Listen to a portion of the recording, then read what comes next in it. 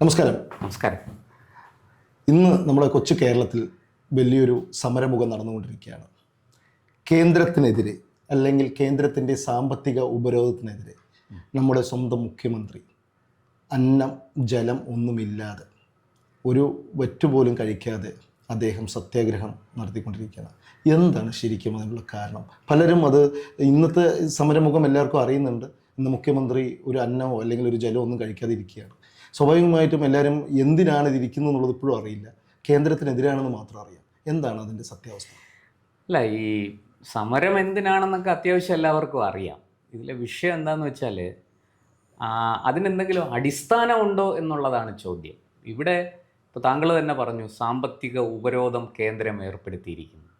കേന്ദ്രം സത്യത്തിൽ സാമ്പത്തിക ഉപരോധം ഏർപ്പെടുത്തിയിരുന്നെങ്കിൽ കേരള മുഖ്യമന്ത്രി ഇങ്ങനെയല്ല വലഞ്ഞു പോയേനെ. കേരളം തന്നെ വലഞ്ഞു പോയേനെ. കാരണം കേരളത്തിൻ്റെ സാമ്പത്തിക സ്ഥിതി അത്ര മോശമാണ്. വാസ്തവത്തിൽ ഒരു സാമ്പത്തിക അടിയന്തരാവസ്ഥ, ഫിനാൻഷ്യൽ എമർജൻസി ഡിക്ലെയർ ചെയ്യേണ്ട ഒരു സമയമാണ് വാസ്തവത്തിൽ. ആ ഒരു കാലഘട്ടത്തിലൂടെയാണ് കേരളം കടന്നു പോകുന്നത്. ഞാൻ വിഷയത്തിലേക്ക് വരാം. ഇവിടെ മുഖ്യമന്ത്രിയും മന്ത്രിമാരും LDF സർക്കാരും LDF നേതാക്കളും സമരം ചെയ്യുന്നത് വേറൊന്നിനുമല്ല, കടമെടുപ്പ് പരിധി വർദ്ധിപ്പിക്കാൻ വേണ്ടിയിട്ടാണ്. നോക്കൂ, ഏതെങ്കിലും നമ്മൾ പല സമരങ്ങൾ കണ്ടിട്ടുണ്ട് അല്ലേ? അരിയില്ല, കുടിവെള്ളം മുടങ്ങി, അല്ലെങ്കിൽ തൊഴിലില്ല അല്ലേ, കൊടും പട്ടിണി. ഇതിനൊക്കെ എതിരെ വലിയ സമരങ്ങൾ കേരളം കണ്ടിട്ടുണ്ട്, ഇന്ത്യ കണ്ടിട്ടുണ്ട്. സ്വാതന്ത്ര്യ സമര പ്രക്ഷോഭം തന്നെ ഒരു വലിയ പ്രക്ഷോഭമായിരുന്നു. ഇതൊക്കെ നമുക്ക് പരിചയമാണ്, നമ്മൾ നേരിട്ട് കണ്ടിട്ടുണ്ട്, ചരിത്രത്തിലൂടെ വായിച്ചിട്ടുണ്ട്. ആയിക്കോട്ടെ, പക്ഷേ ഇതുവരെയായിട്ടും ഒരു സംസ്ഥാനത്തിൻ്റെ മുഖ്യമന്ത്രിയും ഇന്ന് വരെ ഒരു കേന്ദ്രത്തിനെതിരെ സമരം ചെയ്തിട്ടില്ല. അല്ല, കേന്ദ്രത്തിനെതിരെ സമരം ചെയ്ത ചരിത്രമൊക്കെ ഉണ്ട്, ചരിത്രമുണ്ട്. പക്ഷേ ഈ അടുത്ത കാലത്തോ അല്ലെങ്കിൽ ഈ ആയിട്ട് നമ്മൾ ആരും ഞാൻ അതാണ് പറഞ്ഞു വരുന്നത്. പല രീതിയിൽ കേന്ദ്രത്തിനെതിരെ കേന്ദ്രവിരുദ്ധ സമരങ്ങൾ കേരളത്തിൽ ഒരുപാട് നമ്മൾ കണ്ടിട്ടുണ്ട്. നേരത്തെ കോൺഗ്രസ് ഭരിച്ചിരുന്നപ്പോൾ ഇടതുപക്ഷം സമരം ചെയ്യുന്നു, BJP ഭരിക്കുമ്പോൾ ഇടതുപക്ഷവും കോൺഗ്രസും സമരം ചെയ്യുന്നു, ഇതൊക്കെ കണ്ടിട്ടുണ്ട്. പക്ഷേ ഇവിടുത്തെ വിഷയം എന്താണെന്ന് വെച്ചാൽ കേരളത്തിൻ്റെ കടമെടുപ്പ് പരിധി ഒന്ന് ആലോചിച്ച് നോക്കൂ. 2016-17 കാലത്ത്, 2016 ശ്രീ പിണറായി വിജയൻ അധികാരത്തിൽ കയറുമ്പോൾ തൊട്ടടുത്ത വർഷം നമ്മുടെ കടം എന്ന് പറയുന്നത് 1,80,000 കോടി രൂപയായിരുന്നു. അത് 2022 ആയപ്പോൾ 3,32,000 കോടി രൂപയായി. 2026 എത്തുമ്പോൾ അത് 6 ലക്ഷം കോടി രൂപയാകുകയാണ്. എന്താണ് ഇങ്ങനെ സംഭവിക്കുന്നത്? ഇത് നമ്മൾ ആരെങ്കിലും അന്വേഷിക്കേണ്ടത്? വളരെ ലളിതമാണ് ഇതിൻ്റെ കാരണം. ഇവിടെ മറ്റ് സംസ്ഥാനങ്ങളും കടമെടുക്കുന്നുണ്ട്. ഇപ്പോൾ തമിഴ്നാട് കടമെടുക്കുന്നുണ്ട്, കർണാടകയുണ്ട്, UP ഉണ്ട്, ഗുജറാത്ത് ഉണ്ട്. ഇന്ത്യയിലെ വലിയ സമ്പന്ന സംസ്ഥാനമല്ലേ ഗുജറാത്ത്? അവർ പോലും കടമെടുക്കും. പല രീതിയിൽ കടമെടുത്താണ് അവിടെ എല്ലാം വികസന പ്രവർത്തനങ്ങൾ നടത്തുന്നത്. ഇവിടെ എന്താണ് സംഭവിക്കുന്നത്? ആയിക്കോട്ടെ, ഇവിടെ ഞാൻ പറഞ്ഞോട്ടെ. ഇവിടെ ഈ കടമെടുത്തിട്ട് ഒന്ന്, പഴയ കടത്തിൻ്റെ പലിശ കൊടുക്കുന്നു, പുതിയ കടമെടുത്തിട്ട്. 2, സർക്കാർ ജീവനക്കാർക്ക് ശമ്പളം കൊടുക്കുന്നു. 3, പെൻഷൻകാർക്ക് പെൻഷൻ കൊടുക്കുന്നു. അടിസ്ഥാന സൗകര്യ വികസനം എവിടെ പോയി? അടിസ്ഥാന സൗകര്യ വികസനം നടക്കാതെ പോകുന്നു, അല്ലെങ്കിൽ മുടങ്ങുന്നു. സർക്കാരിൻ്റെ ദൈനംദിന ചെലവുകൾക്ക് വേണ്ടി കടമെടുക്കുന്നു. എവിടെ? ഇവിടുത്തെ നികുതി വരുമാനം എവിടെ? എന്താ ഈ നികുതി വരുമാനത്തിൽ വലിയ ഇടിവ് വന്നിരിക്കുന്നത്? എന്തുകൊണ്ടാണ്? ഈ 10 വർഷം ശ്രീ പിണറായി വിജയൻ്റെ നേതൃത്വത്തിലുള്ള സർക്കാർ ഭരിച്ചിട്ട് ഈ നികുതി കുടിശ്ശിക കൃത്യമായി പിരിച്ചെടുക്കാൻ കഴിഞ്ഞില്ലെങ്കിൽ അതിൻ്റെ ഉത്തരവാദി കേന്ദ്രമാണോ അതോ മറ്റു വല്ലവരുമാണോ? ഈ ചോദ്യത്തിനൊന്നും ഉത്തരം മുഖ്യമന്ത്രിക്ക് പറയാൻ ഇല്ല എന്നാണ് ഞാൻ മനസ്സിലാക്കുന്നത്. ഞാൻ വിശദമായ കണക്കുകളിലേക്ക് വരാം. താങ്കൾ എന്തോ ചോദിക്കാൻ ഉദ്ദേശിച്ചിരുന്നു? അല്ല, അതിൽ ഞാൻ ചോദിക്കാൻ വന്നൊരു കാര്യം ഇതാണ്. ഇപ്പോൾ റവന്യൂയുടെ കാര്യം പറഞ്ഞായിരുന്നു. മറ്റു സംസ്ഥാനങ്ങൾക്കൊക്കെ 73% റവന്യൂ വിഹിതം തിരിച്ചു കൊടുക്കുന്ന സമയത്ത് കേരളത്തിന് 23% അല്ലെങ്കിൽ 25% കിട്ടുന്നുള്ളൂ എന്നുള്ളതാണ് കേരളത്തിൻ്റെ റിപ്പോർട്ട്. കേരളത്തിൻ്റെ പരാതിയും റിപ്പോർട്ടും അതിനൊക്കെ എതിരാണ് ഇപ്പോഴത്തെ സമരം നടക്കുന്നത്. അതുമാത്രമല്ല, IGST എടുത്ത് നോക്കുകയാണെങ്കിൽ തന്നെ ഇപ്പോൾ GST കൊണ്ടുവന്നു. IGSTയിൽ അതിൽ നമുക്ക് 965 കോടിയോളം നമുക്ക് കിട്ടാനുള്ളതാണ് പറയുന്നത്. അല്ല, അങ്ങ് സംസാരത്തിൽ പറഞ്ഞപ്പോൾ ഞാൻ ചോദിക്കുകയാണ് അങ്ങയോട്, ആക്ച്വലി റവന്യൂ വരുമാനം കിട്ടിയിട്ടും കടത്തിലാണ് പോകുന്നതെന്ന് പറഞ്ഞു. അങ്ങനെയാണെങ്കിൽ റവന്യൂ വരുമാനം മറ്റുള്ള സംസ്ഥാനങ്ങൾക്ക് 73% കൊടുക്കുമ്പോൾ നമുക്ക് മാത്രം 25% കിട്ടുന്നുള്ളൂ. അത് ശരിയാണോ? അങ്ങനെയാണെങ്കിൽ തീർച്ചയായിട്ടും അത് തെറ്റല്ലേ? അല്ല, ഇത് സത്യത്തിൽ ഈ ചോദ്യത്തിന് ഉത്തരം ശരിക്കും പറയേണ്ടത് നമ്മുടെ ധനമന്ത്രിയും സാമ്പത്തിക വിദഗ്ധരുമാണ്. ഞാൻ ചില സൂചനകൾ തരാം. അപ്പോൾ അങ്ങ് പറഞ്ഞല്ലോ ഈ GST IGSTയുടെ കാര്യം പറഞ്ഞല്ലോ. 2004 മുതൽ 2014 വരെ കേന്ദ്രം ഭരിച്ചിരുന്നത് UPA സർക്കാരാണ്. 2006 VS സർക്കാർ വന്നു, 2011 ഉമ്മൻചാണ്ടി സർക്കാർ വന്നു. ഈ 2004 മുതൽ 2014 വരെ കേന്ദ്രത്തിൽ നിന്ന് കേരളത്തിന് ഗ്രാൻഡായിട്ട് കിട്ടിയിരിക്കുന്നത്, കേരളത്തിന് കിട്ടേണ്ട അവകാശപ്പെട്ട പണം എന്ന് പറയുന്നത് ഏതാണ്ട് 50,000 കോടി രൂപയാണ് കിട്ടിയിരിക്കുന്നത്. 2014 മുതൽ 2024 വരെയുള്ള കണക്ക് നമ്മൾ എടുത്താൽ ഇത് നിർമ്മല സീതാരാമൻ ജോൺ ബ്രിട്ടാസ് MPയുടെ ചോദ്യത്തിന് ഉത്തരമായി സഭയിൽ പറഞ്ഞതാണ്, സഭാരേഖകളുള്ളതാണ്. അവിടെ കള്ളം പറയാൻ പറ്റില്ല. അവിടെ കള്ളം പറഞ്ഞാൽ അത് സത്യപ്രതിജ്ഞ ലംഘനമാവും, വലിയ ബുദ്ധിമുട്ടാവും പറയുന്ന മന്ത്രിക്ക്. അവർ കണക്കുകൾ ഉദ്ധരിച്ചുകൊണ്ട് കൃത്യമായിട്ട് ഓരോ വർഷവും കൊടുത്ത ഗ്രാൻഡ് എടുത്തു പറഞ്ഞു. ഈ 10 വർഷം 2014 മുതൽ 24 വരെ 1.5 ലക്ഷം കോടി രൂപയാണ് കേരളത്തിന് കൊടുത്തത്. ഒന്ന്. രണ്ടാമത്തെ കാര്യം, ഇവിടുത്തെ ഹൈവേ വികസനം 5 പൈസ കേരളം കൊടുക്കുന്നില്ല. ആകെ കേരളം വേണ്ടെന്ന് വെച്ചത് മണൽ, സിമൻറ്റ്, ടാറ്, ഇതിൻ്റെ GST വേണ്ടെന്ന് വെച്ചു. നികുതി ഇളവ് കൊടുത്തു കേരളത്തിന് കിട്ടേണ്ടത്. അതൊരു 5,000 കോടി രൂപയ്ക്ക് മുകളിലേക്ക് വരികയേയില്ല എങ്ങനെ കണക്ക് കൂട്ടിയാലും. ഇനി അടുത്തത് സാഗർമാല പദ്ധതിയിൽപ്പെടുത്തി അല്ലാതെ ഒരു 1000 കിലോമീറ്റർ റോഡ് പുനർനിർമ്മിക്കാൻ പണം കൊടുത്തു കേന്ദ്രം. ഇനി ഈ കേന്ദ്രത്തിൻ്റെ തന്നെ എത്ര പദ്ധതികൾ ഈ വൃത്തികെട്ട രാഷ്ട്രീയം കളിച്ച് കേരളം വേണ്ടെന്ന് വെച്ചു.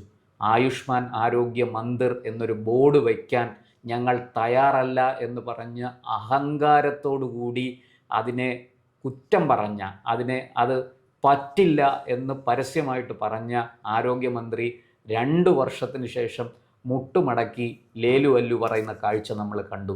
ഈ 2 വർഷവും ഈ ആരോഗ്യ മേഖലയ്ക്ക് കിട്ടേണ്ടിയിരുന്ന പണം എവിടെ പോയി? ഇനി PM ശ്രീ പദ്ധതിയുടെ കാര്യം അങ്ങേക്ക് അറിയാമല്ലോ. നമ്മുടെ കുട്ടികൾക്ക് പഠിക്കാൻ സൗകര്യപ്പെടുത്തുന്ന, ഞാൻ പറയുന്ന മുഴുവൻ സ്കൂളുകളും കേന്ദ്രം പണം കൊടുക്കുമെന്നല്ല, കൊടുക്കാവുന്നിടത്തോളം സ്കൂളുകളിൽ കൊടുക്കട്ടെ. അത് വാങ്ങി നല്ല വിദ്യാലയങ്ങൾ, നല്ല ഭൗതിക സാഹചര്യങ്ങൾ ഉണ്ടാക്കട്ടെ. ഇനി ഈ പറയുന്നതെല്ലാം ഇപ്പോൾ അങ്ങ് പറഞ്ഞല്ലോ, കേന്ദ്രത്തിന് 73% മറ്റ് സംസ്ഥാനങ്ങൾക്ക് കൊടുക്കുന്നു, കേരളത്തിന് 23%, 27% എന്തോ ഉള്ളൂ എന്ന് പറഞ്ഞു. ഇതെല്ലാം തീരുമാനിക്കുന്നത് കേന്ദ്ര സർക്കാർ ഒറ്റയ്ക്കാണോ? അല്ലല്ലോ. ഇനി ഇതിൻ്റെ പുറകിൽ നീതി ആയോഗ്, പ്ലാനിംഗ് കമ്മീഷൻ, അതുപോലെ ഫിനാൻഷ്യൽ പ്ലാനിംഗ് കമ്മീഷൻ, ഇങ്ങനെ പല ഏജൻസികളുണ്ട്. ഇവർ നടത്തുന്ന പഠനങ്ങളുടെയും ശേഖരിക്കുന്ന വിവരങ്ങളുടെ അടിസ്ഥാനത്തിലാണ് പണം അനുവദിക്കുന്നത്. അതുപോലെ തന്നെ മറ്റൊരു പ്രധാനപ്പെട്ട കാര്യം, മറ്റ് സംസ്ഥാനങ്ങൾക്ക് വിഹിതം കൂടുതൽ കൊടുക്കുന്നു എന്ന് താങ്കൾ പറഞ്ഞു. ശരിയാണ്, അവിടെ കൃഷിയുണ്ട്, വ്യവസായമുണ്ട്, ഉൽപ്പാദന മേഖല വളരെ ശക്തമാണ്. കേരളത്തിൽ എന്തുണ്ട്? കൃഷിയുണ്ടോ? വ്യവസായമുണ്ടോ? ഉൽപ്പാദന മേഖല എത്ര ശുഷ്കമാണ്. നോക്കൂ, ഇവിടുത്തെ MSME ഉൾപ്പെടെയുള്ള രജിസ്ട്രേഷൻ്റെ കണക്കെടുത്ത് നോക്കിയാൽ നമ്മൾ ഞെട്ടിപ്പോവും. ഈ വർഷാവർഷം വ്യവസായ മന്ത്രിയും ധനമന്ത്രിയും ഒക്കെ ഇങ്ങനെ കുറേ കണക്കുകൾ വിളിച്ചു പറയും. ഈ പെട്ടിക്കട തുടങ്ങി അതിൻ്റെ രജിസ്ട്രേഷൻ വരെ ഇതിനകത്ത് കാണിച്ചുകൊണ്ട് പുതുതായിട്ട് 1.5 ലക്ഷം വ്യവസായങ്ങൾ കേരളത്തിൽ തുടങ്ങി എന്നുള്ള കണക്ക് പറയും. പക്ഷേ കേരളത്തിൻ്റെ സാമ്പത്തിക അവസ്ഥ എവിടെ എത്തി നിൽക്കുന്നു? ഈ കേന്ദ്രത്തിൽ നിന്ന് തരുന്ന പണം അവിടെ നിൽക്കട്ടെ. ഞാൻ ചോദിക്കുന്ന, കേരളത്തിൽ ഈ GST ഒക്കെ വരുന്നത് 2016 ശേഷമല്ലേ? നികുതി കുടിശ്ശിക എത്രയാണ് മുൻ വർഷങ്ങളിൽ? 2001 നമ്മുടെ LDF സർക്കാർ പോയിട്ട് UDF സർക്കാർ വരുന്നു. ഞാൻ കുറച്ച് പഴയ ചരിത്രം പറയാം. അന്ന് ശിവദാസ മേനോനായിരുന്നു ധനമന്ത്രി. തോമസ് ഐസക് MLA ആണ്. അദ്ദേഹത്തിൻ്റെ ഇടതും വലതും നിന്ന് അദ്ദേഹത്തെ കൊണ്ട് ബജറ്റ് അവതരിപ്പിച്ചിരുന്നത്. 2001 LDF സർക്കാർ പോകുമ്പോൾ ഒരു ചെക്ക് കൊടുക്കാൻ പറ്റാത്ത അവസ്ഥയായിരുന്നു. മടങ്ങും, ട്രഷറിയിൽ പൂച്ച പെറ്റ് കിടക്കുകയായിരുന്നു. ആ സ്ഥാനത്ത് 2001 വന്ന കോൺഗ്രസ് സർക്കാർ മുണ്ട് മുറുക്കി കൊടുത്ത് AK ആൻ്റണിയുടെ നേതൃത്വത്തിലുള്ള സർക്കാർ വളരെ ശക്തമായ സാമ്പത്തിക നിയന്ത്രണങ്ങൾ, കർശന നിയന്ത്രണങ്ങൾ കൊണ്ടുവന്നു. അതിൻ്റെ ഭാഗമായിട്ട് ആ സർക്കാർ പോകുമ്പോൾ സാമ്പത്തിക സ്ഥിതി സ്വല്പം മെച്ചപ്പെട്ടു. തുടർന്ന് വന്നത് VS അച്യുതാനന്ദൻ്റെ നേതൃത്വത്തിലുള്ള സർക്കാരാണ്. തോമസ് ഐസക് ആയിരുന്നു ധനമന്ത്രി. അതേ സാമ്പത്തിക നടപടികളുമായിട്ട് അദ്ദേഹം മുന്നോട്ട് പോയി. 2011 LDF സർക്കാർ പോയി UDF തിരിച്ചു വരുമ്പോൾ ഈ പറഞ്ഞതുപോലെ ഒരു ചെക്ക് കൊടുക്കാൻ ധനമന്ത്രി ഭയപ്പെടണ്ട, ട്രഷറിയുടെ ചെക്ക് മടങ്ങില്ല. അപ്പോൾ ആ 10 വർഷം 2001 മുതൽ 2011 വരെ കേരളം കാഴ്ചവെച്ച സാമ്പത്തിക നിയന്ത്രണം, അച്ചടക്കം 2011 തൊട്ട് തകർന്നു. അത് കഴിഞ്ഞ് വന്നപ്പം KM മാണിയാണ് ധനമന്ത്രി. KM മാണിക്ക് അന്ന് മറ്റ് നിവൃത്തിയില്ല, സീറ്റെണ്ണം വളരെ കുറവാണ്. മാണിയും കൂട്ടരും അപ്പുറത്ത് പോയാൽ ഭരണം പോയി. മാണി ധനവകുപ്പ് ചോദിച്ചു, കൊടുക്കേണ്ടി വന്നു. മറ്റത് കോൺഗ്രസ് ആണ് കൈകാര്യം ചെയ്തിരുന്നെങ്കിൽ അത്രയും ഗതികേട് വരില്ലായിരുന്നു. അതിനുശേഷം വന്നത് പിണറായി സർക്കാരാണ്. വീണ്ടും തോമസ് ഐസക്ക് ധനമന്ത്രിയായി. ആ തോമസ് ഐസക്ക് 2016 തൊട്ട് കാട്ടിക്കൂട്ടിയത് നമ്മളെല്ലാവരും നമുക്കറിയാം അല്ലേ? മസാല ബോണ്ട് ഉൾപ്പെടെയുള്ള വിവാദങ്ങൾ, കിഫ്ബിയുടെ കാര്യം. കിഫ്ബിയിൽ കിട്ടുന്ന പണം വികസന പ്രവർത്തനങ്ങൾക്ക് വേണ്ടിയിട്ടാണ് ഈ കിഫ്ബി എന്ന സംവിധാനം ഉണ്ടാക്കിയതും ഇത്രയൊക്കെ ശേഖരിച്ചതും ഒക്കെ. പക്ഷേ ഇതെല്ലാം വേണ്ട വിധത്തിൽ പ്രയോജനപ്പെട്ടോ? കടത്തിൽ നിന്ന് കടത്തിലേക്ക് പോകുന്ന ഒരു സംസ്ഥാനം കടം വാങ്ങി വീണ്ടും പലിശ കൊടുക്കുന്നു. നമുക്ക് തന്നെ അറിയാമല്ലോ, ഒരാൾ പലിശയ്ക്ക് പണം വാങ്ങിയിട്ട് ആ പലിശ കൊടുക്കാൻ വേണ്ടി വേറൊരാളുടെ നിന്ന് കടം വാങ്ങുന്നു. എന്തായിരിക്കും ആളുടെ അവസ്ഥ? ഇത് തന്നെയല്ലേ ഇപ്പോൾ കേരളത്തിൻ്റെ അവസ്ഥ? എന്നിട്ട് കേന്ദ്രത്തെ പഴി പറഞ്ഞതുകൊണ്ട് കാര്യമുണ്ട്? ഇവിടെ വരുമാനം ഉണ്ടാക്കാനുള്ള, വരുമാനം കൊണ്ടുവരാനുള്ള, നമ്മുടെ കാലാവസ്ഥയ്ക്കും നമ്മുടെ സാഹചര്യങ്ങൾക്കും അനുയോജ്യമായ വിധത്തിൽ, ഉദാഹരണത്തിന് IT, ടൂറിസം അല്ലേ, നമ്മുടെ പിൽഗ്രിം ടൂറിസം, അത് തന്നെ ഒരു വലിയ വരുമാനമല്ലേ? ഈ വാസ്തവത്തിൽ ഒന്ന് ആലോചിച്ച് നോക്കിയേ, ഗൾഫ്, ശബരിമല, ഇങ്ങനെ ചില സാധനങ്ങൾ ഇല്ലായിരുന്നെങ്കിൽ കേരളത്തിൻ്റെ അവസ്ഥ, ലിക്വർ, ലോട്ടറി, ഇതൊക്കെ ഇല്ലായിരുന്നെങ്കിൽ കേരളത്തിൻ്റെ അവസ്ഥ എന്താകുമായിരുന്നു? ഇപ്പോഴും നമ്മുടെ നാട്ടിൽ എൻ്റെ അഭിപ്രായത്തിൽ മിഡിൽ ക്ലാസ്സുകാരൻ ഓടിപ്പോകുന്നത്, മുന്നോട്ട് പോകുന്നത് ഗൾഫ് പണം കൊണ്ടാണ്. ഗൾഫിൽ നിന്ന് വരുന്ന പണം ഇവിടെ റോൾ ചെയ്യപ്പെടുന്നത് കൊണ്ടാണ് ഇവിടെ എന്തെങ്കിലുമൊക്കെ നടക്കുന്നത്. കൃത്യമായിട്ട് ഈ പറഞ്ഞതുപോലെ ശബരിമല സീസൺ ദേവസ്വം ബോർഡിന് വലിയ രീതിയിൽ വരുമാനം നേടിക്കൊടുക്കുന്ന ഒന്നാണ്. ദേവസ്വം ബോർഡിന് മാത്രമല്ല, പോലീസ്, വാട്ടർ അതോറിറ്റി, ഇലക്ട്രിസിറ്റി, ഇവർക്കെല്ലാം കൃത്യമായി പണം കിട്ടുന്ന, ഇവരൊന്നും കൊള്ളയടിക്കുകയല്ല, ശബരിമല മുന്നിൽ വെച്ചുകൊണ്ട് കൊള്ളയടിക്കുകയല്ല ചെയ്യുന്നത്. കൃത്യമായിട്ട് 1 യൂണിറ്റ് കറണ്ടിന് ഞാനും താങ്കളും എത്ര രൂപ അടയ്ക്കുന്നു അത് തന്നെയാണ് ശബരിമലയിലും അടയ്ക്കുന്നത്. കൂടുതലുമല്ല, കുറവുമല്ല. അതുപോലെ ഇത്രയും പേര് വന്നിട്ട് പോകുമ്പോൾ ഇവിടെ എത്ര കോടി തീർത്ഥാടകരാണ് വന്നിട്ട് പോകുന്നതെന്ന് നമുക്ക് അറിയാമല്ലോ, കണക്കുകൾ ലഭ്യമാണ്. ഒരാൾ 10 രൂപ വെച്ചെങ്കിലും കേരളത്തിൽ ചിലവഴിക്കാതിരിക്കുമോ? ഈ പണം കൊണ്ട് നമുക്കുണ്ടാകുന്ന നേട്ടം എത്രയാണ്? ഇതെല്ലാം മറന്നിട്ടാണ് ഈ സർക്കാരിൻ്റെ പിടിപ്പുകേട് കൊണ്ട്, അല്ലെങ്കിൽ സർക്കാരിൻ്റെ പോരായ്മകൾ കൊണ്ട് അത് മറച്ചു വയ്ക്കാൻ വേണ്ടിയിട്ട് വെറും ഒരു തെരഞ്ഞെടുപ്പ് സ്റ്റണ്ടാണിത്. അതായത് ഞങ്ങളാണ് മോഡിയെ എതിർക്കുന്നത്, ഞങ്ങളാണ് കേന്ദ്രത്തിലെ BJP സർക്കാരിനെ മൂക്ക് കയറിട്ട് കേരളത്തിലേക്ക് കടത്താതെ വാളയാറിനപ്പുറത്ത് അകറ്റി നിർത്തിയിരിക്കുന്നത്, അല്ലെങ്കിൽ മഞ്ചേശ്വരത്തിനപ്പുറത്ത് അകറ്റി നിർത്തിയിരിക്കുന്നത് എന്ന ഒരു നരേറ്റീവ്, ഒരു ആഖ്യാനം സൃഷ്ടിക്കാൻ വേണ്ടി ചെയ്യുന്ന പണി മാത്രമാണിത്. അതിനപ്പുറത്തേക്ക് ഇതിനകത്ത് യാതൊരു ആത്മാർത്ഥതയുമില്ല. അങ്ങനെ ആത്മാർത്ഥത ഉണ്ടായിരുന്നെങ്കിൽ ഈ കഴിഞ്ഞ 10 വർഷം അദ്ദേഹം മുഖ്യമന്ത്രിയായിരുന്ന കാലത്ത് കേരളത്തിൻ്റെ സാമ്പത്തിക ഭദ്രത തിരിച്ചു കൊണ്ടുവരാൻ വേണ്ടുന്ന നടപടികളിലേക്ക് പോയേനെ. ഇപ്പോഴും ഞാൻ പറയുന്നു, നികുതി പിരിവ് കേരളത്തിൽ വളരെ മോശമാണ്. ഈ പിരിച്ച് കിട്ടാനുള്ള തുക എത്ര 1000 കോടി രൂപയാണ് പിരിച്ചു കിട്ടാനുള്ള അതിലേക്കൊന്നും ഒരു തരത്തിൽ, എന്തിന് ക്വാറികളുടെ കണക്കെടുക്കൂ, ക്വാറികളിൽ നിന്ന് കിട്ടേണ്ട നികുതി കൃത്യമായിട്ട് കിട്ടുന്നുണ്ടോ? ഇതൊക്കെ ചോദിക്കുമ്പോൾ, ഇത് പറയുമ്പോൾ ഒന്നുകിൽ നമ്മൾ പ്രതിപക്ഷത്തിൻ്റെ നാവാണെന്ന് പറയും, അല്ലെങ്കിൽ സംഖ്യയാണെന്ന് പറയും.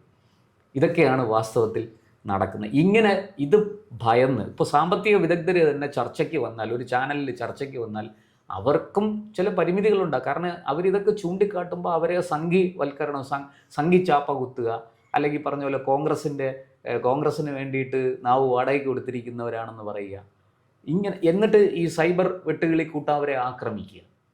അപ്പോൾ അതൊന്നും അല്ല വാസ്തവത്തിൽ. നമ്മൾ കണ്ണ് തുറന്ന് കാണണം.